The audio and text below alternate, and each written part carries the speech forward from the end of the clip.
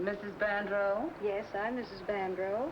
How do you do? I'm sorry to bother you, but we're starting our annual contributions drive, and, well, I thought I'd just stop by. Oh, yes, my husband takes care of all of our donations. I know you're on his list.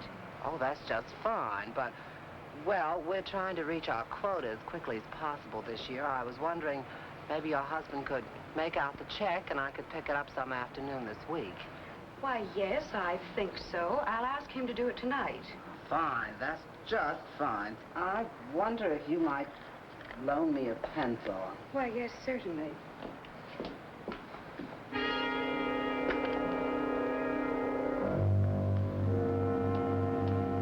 Thank you.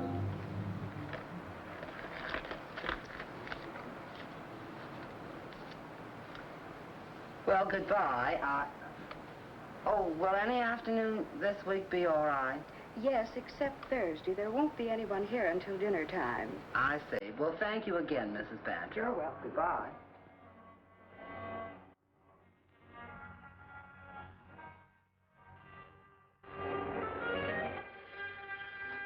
So get this, Mike. Our town council votes me $300 magnificent dollars. Burglary Prevention Fund, they call it. Did you ever hear of an ounce of prevention? Well, that's all Lawn Haven's willing to pay for. Yeah, that's the way it is. The richer the community, the less they want to spend on the police force. I've only got 5 men in the whole department. So I figured I could either double my force for a couple of days with the money or hire a special investigator for a week. That's you. I hope you guessed right. Say, this fellow's hit you only once so far. Home of W.W. Bradley, 4,500 in jewelry and furs. Owner and family away for the weekend. Think he'll try it again? Mike, does a kid come back to a cookie jar when he knows how the lid comes off? This town is one big cookie jar. Was there an announcement in the local paper that the Bradleys were going to be away for the weekend? No announcement. He must have got a tip-off somewhere. Burglars like these never break into a house unless they know there's going to be nobody home. What about the servants? I checked them. Nothing. No signs of entry, no traces, no prints. It's just about beer. Old man Bradley claims the burglar raided the icebox and drank a bottle of his beer. Well, let's see. Day burglar, probably afternoon. Good taste in jewelry, furs, and beer. If we get anything more on him, we'll send down to New York and ask the police if we can check their M.O. file. People like these always follow a pattern. They hit a town hard 3 or 4 times. Then when the heat's turned on, they move on to the next rich community that has a small police force. Sure, it could be operating right now. Yeah. That ain't fair, Mike. That just ain't fair.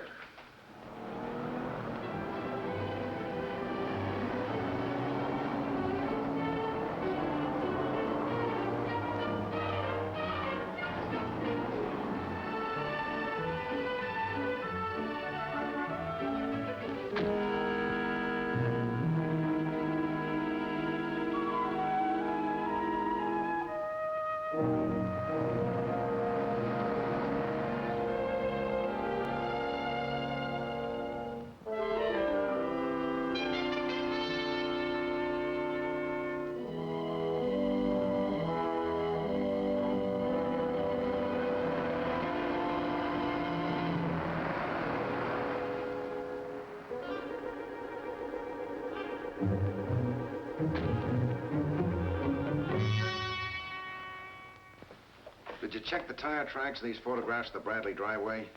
Well, they were made by the police car that answered the call, Mike. Chief Klee. Yeah. Yeah. Yeah. Ouch. Remember I told you this town was one big cookie jar? Well, this time he took raisin cookies. George Bandrow's house. Close relative of yours? George Bandrow's chairman of the town council. He wants to see me. Uh-oh. Got your crash helmet? Yeah, you. Come on, let's go. Not one robbery, but 2 robberies in 48 hours. What do you think we appropriated that money for? A municipal bird bath? Why, of course not, Mr. Bandrow. Wasn't $300 enough? What did you do with the money anyway? I hired Mr. Barnett as special investigator. Is that all you've done? Let me see the list, Walter. Pearl necklace. George gave it to me for my last birthday. 1 pearl for each year. How many pearls in the chain, Mrs. Bandrow? 36. 42. 36 large ones and 6 small ones. We'll do the best we can to get it back for you, Mrs. Bandrow. Were there any articles of value that the burglar left behind that he didn't take with him? Yes, I thought it was strange. He left my black caracal coat and my mouton, and he didn't take any costume jewelry. We don't care anything about what he left behind. We care about what he took. We're trying to establish the burglar's habits, Mr. Bandrow. Have you noticed any strangers looking over the house? We don't let strangers snoop around our property. This might be somebody you at least suspect. A tradesman or a solicitor. Well, there's the milkman and the grocery boy. The gas man was here on Tuesday to check the meter. Well, did you recognize them? I mean, were they the usual people? I don't know. You see, I usually don't answer the back door. What about the front door? Well, a woman came by for the GCF contribution. That's our local charity, Mr. Barnett. Did you recognize her? Did she give her name? No, I don't think so. George made out a check for her. She said she'd pick it up later. I can check on her with Mrs. Barker. She's head of the GCF fund drive. Good. This may sound a little silly, Mrs. Bandrow, but have you missed anything from your refrigerator? Why, yes. George thinks the thief drank his last can of beer. Oh, good heavens, Sylvia. Who cares about the beer? We do. Did you find the can? Sure. It's in the trash basket out in the kitchen. I'd like to see it. I'll get it.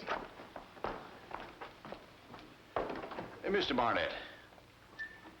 Naturally, I'm concerned about recovering my property. But I'm more concerned that this sort of thing doesn't happen again. Well, it's up to you, Miss Bandrow. Me? You and the rest of the town fathers. If you and your fellow citizens don't appropriate enough to do this thing properly, your burglar friends are going to have a field day here in Long Haven. All right. I'll call a council meeting in the morning. Good. Star pattern. It's like the can was punctured with an Adam's head screwdriver. What do you think, Walter? Must have been a big baby, at least half an inch. I don't think they've made that head for years. It's worth checking. Well, we'll keep you posted. Thank you. Thank Thank you. you. Now, 10. And this is most important. Underline it. Be sure to inform the police whenever your house is vacant. Well, that's it. Sign it, Chief Klee. Our 10 commandments, Mike. Within 24 hours, that letter will be in every house in Long Haven. Plus, a spread in tonight's newspaper to be sure everybody sees it. New York City may be able to dig up a couple of MO cards. Give me Captain Lundquist at Spring 79970, New York City.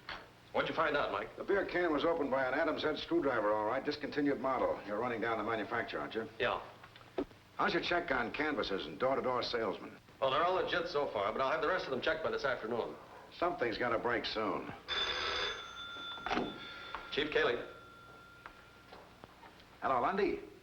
Mike. Mike Barnett. I need some help, Lundy.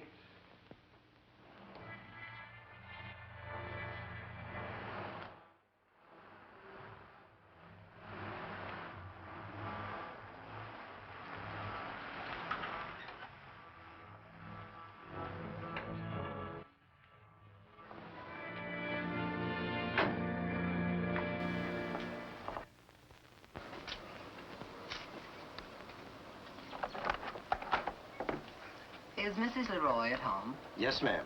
Is she expecting you? No, I'm from a magazine, The Feminine Touch. We'd like to do a story on Mrs. Leroy. Would you tell her I'm here, please? I shall tell her, ma'am.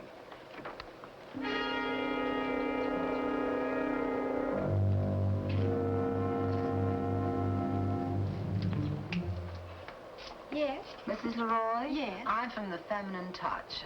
We saw the article in the Ledger about the way you've done your living room. My, you've done wonders with it. We'd like to do our own feature on it, that is, if you don't mind. Mine? Well, I'd be delighted, but... Oh, the place is in such a mess right now. I'm really ashamed for you to see it. We're cleaning. I know just what you mean. Maybe some afternoon this week. Just fine. Any afternoon this week?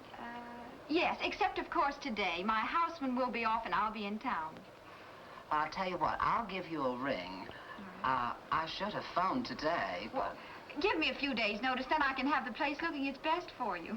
All right, fine. Till next week, then. Bye. Goodbye. That's right, Mrs. Barker. I want you to check on all your GCF women. I thought I made that clear before. I got it, Lundy. Yeah. Fine. Oh, all right, Mrs. Barker. I'll call you right back. Well, thanks for these cards you sent up, Lundy. They've helped a lot. You ought to be a cop. Right. If we come up with anything, I'll let you know. So long. Did you get anything? I don't know. New York screened it down to these 20 cards. I'd like to eliminate these for the time being. They're forcible entry artists, say Jimmy Windows. Well, what about that bunch? Well, these are all guys who raid the icebox on the job. These are night men. Johnny Naggett's on the coast, I know. That leaves just these 3. Charles Landreau, alias Charles Land. Edward Gordon Pinkers, alias Ed Pink, alias Ed the Rebel. And John Dow. Mean anything to you? No. Did any of them operate in the South? Why? Because I checked on the manufacturer that made those Adams head screwdrivers. They were only sold to one jobber, a guy in Charleston, and he sells only in the South. Mean anything? Nothing. These guys all work the whole eastern seaboard. Most of these did, too. Great. They're all front door men. They all like refreshments while they work. They all whistle Dixie. Our burglar could be 3 burglars or maybe 6. There's one thing these 3 and just these 3 have in common. Oh, what's that? No fingerprints on their fingers? They all use women to scout the job. What? Listen, Charles Landreau always uses girlfriend to reconnoiter prospective job. Ed Pink, last known accomplice Margaret Stone Pink, wife, arrested Lynchburg, 1952, still serving time. John Dow always uses woman accomplice as spotter and lookout. Yeah. I just know that GCF woman was a phony. Duffy, get me Mrs. Barker right back. I've got Mrs. Barker checking on the descriptions of the woman or women who called on the Bradleys and Bandros.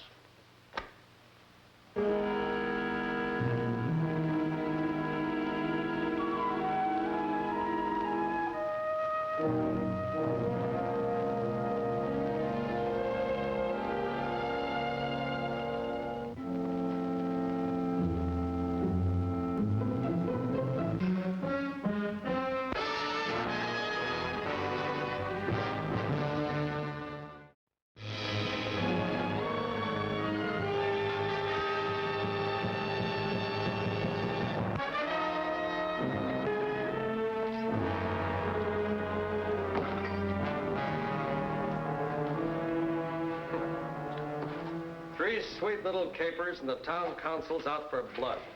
Mine and some of yours. We're not licked yet, Walter. We're pretty sure now that the woman's in on it. And by now, every homeowner in town should have her description. And every police department in the country, too. How many houses are there in town? About 1,800. If that description doesn't fit that gal... Gal? That description fits half the middle-aged women in Long Haven. I don't know what else we can do, Mike. Just what we're doing. Caution everybody in town not to give out information to strangers at their front doors.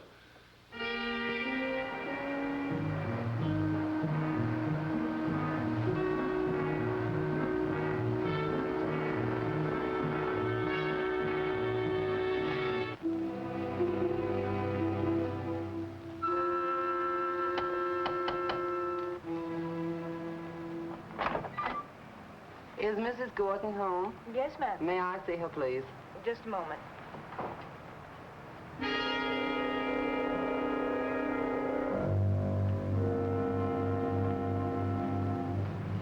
Won't you come in, please? Thank you. Yes? Mrs. Gorton? Yes. I'm Mrs. Hastings. I'm over on the north side. My husband knows your husband, I believe. Oh, yes. This won't take but a minute. I'm on the Greater Lawn Haven Committee, and we're circulating a petition. What for? We're trying to get a consolidated school through the area, and, well, we need prominent signatures. We'd like your husband to sign if he would. Well, I don't know about Oscar. You'd have to ask him. Well, tell you what, I could leave a card, and if he could sign it, I could pick it up either this afternoon or tomorrow. Oh, no, that won't do. Why don't you call him at his office next week? Next week? Of course, thank you. Well, don't you want his number? Oh, yes. Of course, how stupid of me. It's Lawn Haven 16922.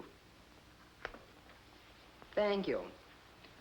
Oh, I almost forgot. This is your mail. Oh, thank you. Oh, Anna!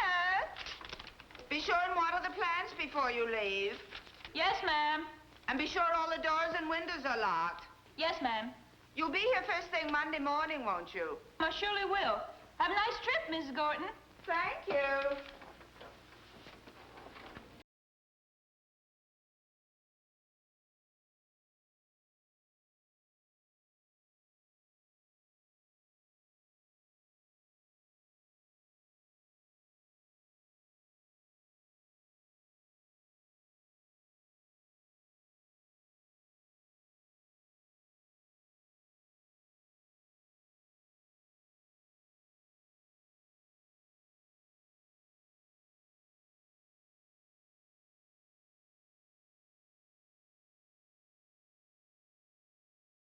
Seems to be locked. We'll leave it just the way it is. We won't spoil his plans. Did you tell this woman how long you'd be gone? Well, I didn't tell her anything except to call my husband.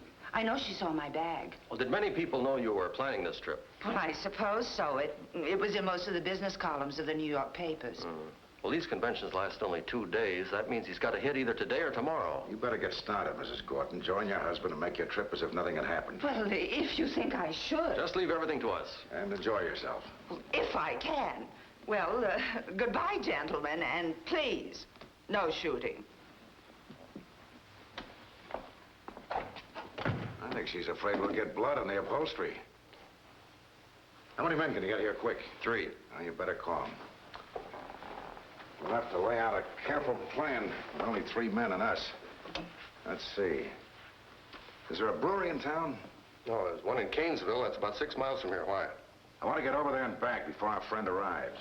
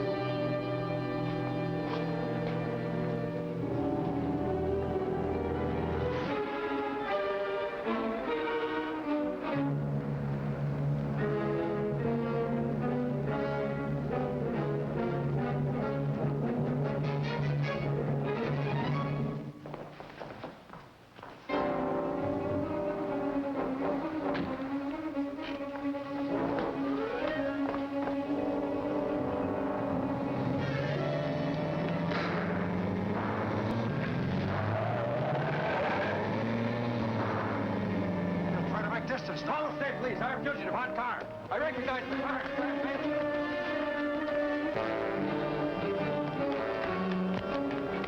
Let's change it quick. Come on, boys, give us a hand. That car over there belongs to the head usher. That one belongs to the manager. That one belongs to the ticket seller. This one here is the only one that no one seems to own. Sam says he left his car in this lot. Lot empties right after the show. Did you find anything? Yeah. Earrings on the floor of the front seat and a piece of fur caught in the door jamb. Looks like ermine. I'll call the license bureau and check on this plate. Chief Cayley, I have the information. License number 4V7634. Registered in the name of Mr. Gordon Reddy and his wife, Louise Reddy. Address 49 Belmont Avenue, Grand City. Okay? 49 Belmont Avenue, Grand City. Okay, thanks very much. Goodbye. Car registered to Mr. and Mrs. Gordon Reddy. Probably a phony, but worth checking. Grand City, that's on the county line. Hold it, Mike. Mount Haven Police, Chief Cayley. Yeah? Sure, right away. Thanks, Sergeant. It's the Grand City Police. They picked up the woman at a bus station. Recognized her from our throwaway sheets. What are they holding her for? For about 20 minutes if we don't get right over there for further charges. What are we waiting for? Let's go. Look, Charlie. 3 burglaries in a row in Lawn Haven. This affects the whole county. Did she do it? Oh, of course she didn't, but she's in on it. She scouts for the guy. How do you know? Believe me, Charlie, I know. All right, you know, but how do I know? You got any evidence? Not yet, no. Well, look, Walter, I can only hold her 24 hours on suspicion anyway. Maybe that's enough. Except that I've only got 4 cells and they're full of bums. The nearest place for female prisoners this time of night is White Plains. I can't put her on the county unless I've got charges that'll stick. This won't do it. Why not? I sent that handbill with her description all over the county. Yeah, but it doesn't mention burglary. This woman is posing as a collector from door to door of funds for charity. Now, that may be a felony in Lawn Haven, but it's not in Grand City. It's a misdemeanor here, and we like to have evidence of that, too. I've got it. Back in Lawn Haven. Fine. Then you put her in your lockup. You'd have to let her go tomorrow, too, Walter. What? She solicited checks from 2 people that I know of. The amounts added up to grand larceny. Yeah, but she didn't cash the checks. They were made out to charity. She didn't even pick them up. See here, Mike. You led me to believe we had a case. We have. I've had about enough of this. The humiliation of being arrested in a public bus station was bad enough, but not to even be told why I'm being held here is absolutely illegal. I know my rights, and believe me, I'll sue this miserable town for every cent I can if you don't let me go. Let her go. Mike. Hey, what is this?